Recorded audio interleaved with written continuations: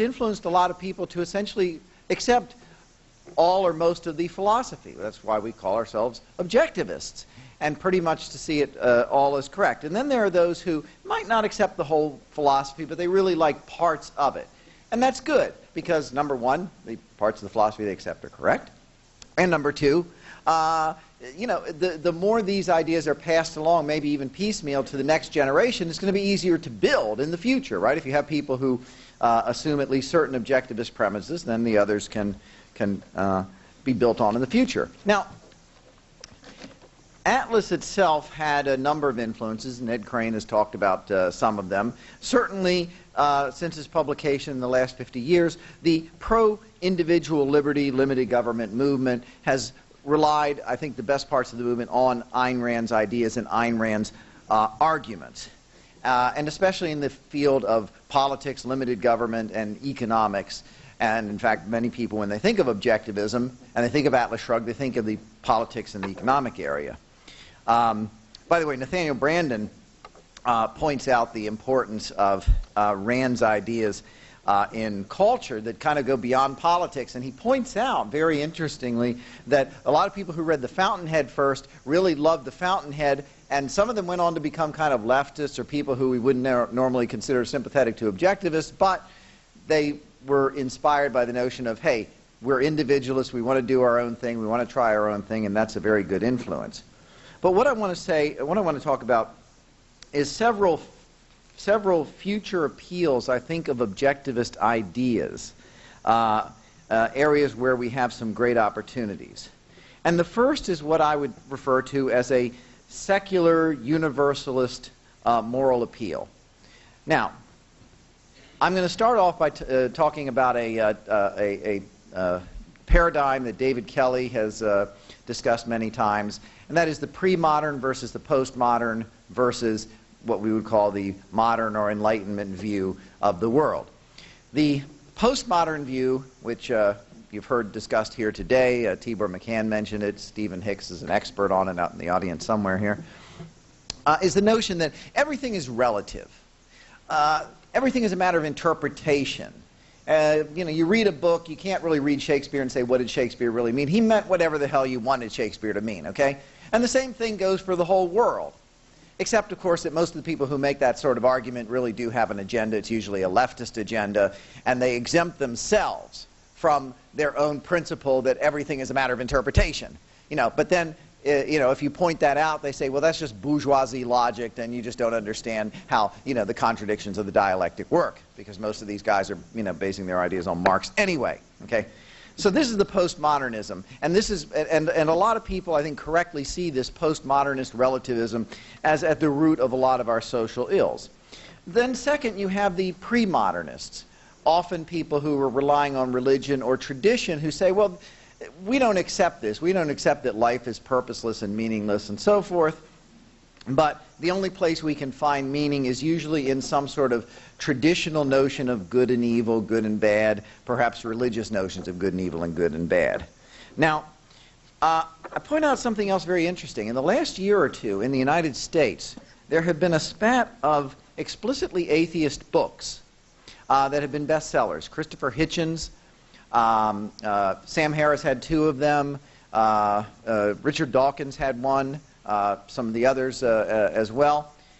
And what's interesting about this is that that sort of thing could have an appeal, and these could be bestsellers in America today, and indicates that there are some changes going on.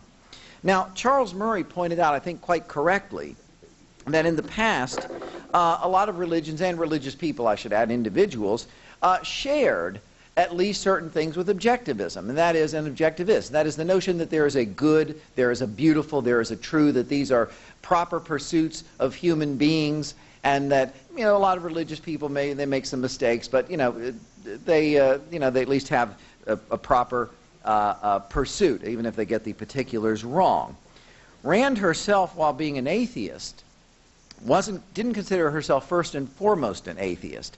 She considered herself first and foremost pro-human, pro-this world, pro-this life, pro-living for the joy and the happiness of this life, and, by the way, what that means is that you don't accept moral arguments simply because they're written in an old book, and you don't accept that there are other worlds if you can't prove it, and you don't accept that you can get knowledge simply by not questioning things and taking things on faith.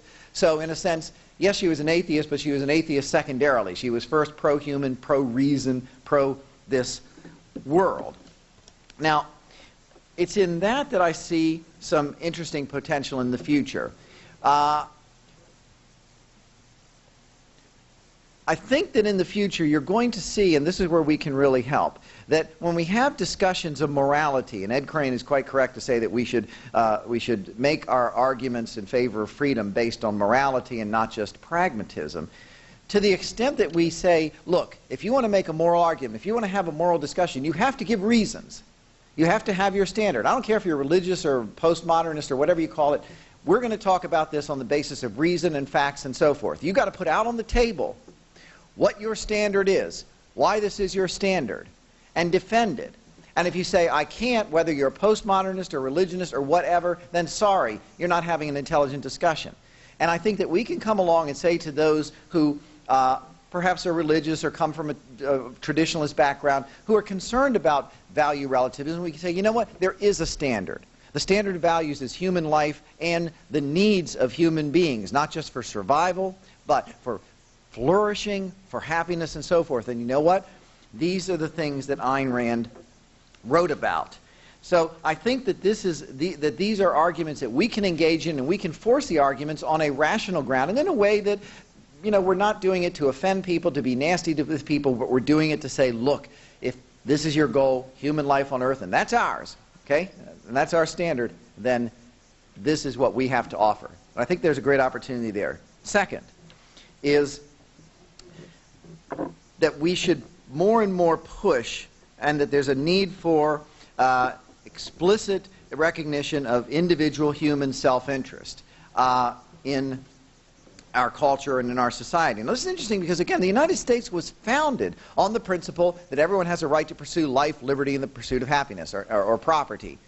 But then we have a morality that's kind of mixed, as David Mayer indicated, that if you actually do pursue your own happiness, well, shouldn't you be helping others? Isn't that odd? So Americans have been sort of conflicted by this. But remember, America was a country founded by immigrants. Why did immigrants come over here? Many of you have heard me say that my mother's side of the family were Italians. That's why I always talk like this, with my hands. Immigrants came to this country, why? So that they could live under a new dictatorship? No. So they could serve a new master? No. They came to this country because they wanted to live free. They wanted opportunities to prosper. They wanted opportunities to make their own lives, to run their own affairs, their own businesses, their own farms, their own families, whatever. That's what made up America. That's one of the great things about this country. So we already have that ethos. And most Americans are comfortable with making money. Some of them feel they have to apologize and have to maybe give to charities. Giving to charities, by the way, is nothing wrong with that if you really want to. But I think that this is another opportunity to push that argument even further in the future, the argument of self-interest. And remember, I said individual human self-interest because I believe one of the greatest threats to freedom and the society that we would like in the future is the cult of environmentalism. And I say the cult of environmentalism, I don't mean that we don't want to have clean water or whatnot. I mean that it really is becoming a cult. I wrote a piece recently, and I'm going to probably reissue it with a different title on it. Recently in Australia, a bunch of cities, Sydney and a number of them, turned off their lights. Not because of a natural disaster, not in recognition of like 9/11 or something of the sort. They turned them off to make a symbolic statement about the need to conserve energy.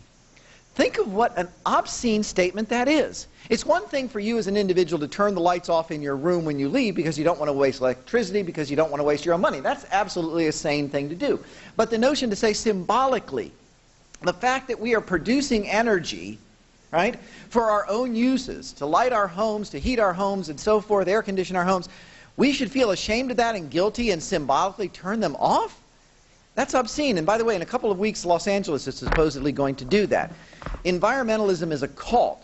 that puts humans second. Tibor Machan wrote a book called Putting Humans First one time. It was more on animal rights sort of stuff. But this goes even further. It really has become a cult, so we have to challenge these people and say, we put humans first. There's no question about that. What humans do, and this is right out of Atlas Shrugged, is we use our minds to figure out the nature of reality, to figure out how to take that goo in the ground that was absolutely useless 150 years ago. If it seeped up into your farm in Texas, well, you couldn't farm it, right? And now that oil that we use for energy, that's what human beings do, is we transform our environment for our own good. And I think those arguments, especially today, are needed in light of not only the challenge from the environmentalists, but from sort of what I would call the socialistic or collectivistic left, and conservatives who say, well, we should all serve others.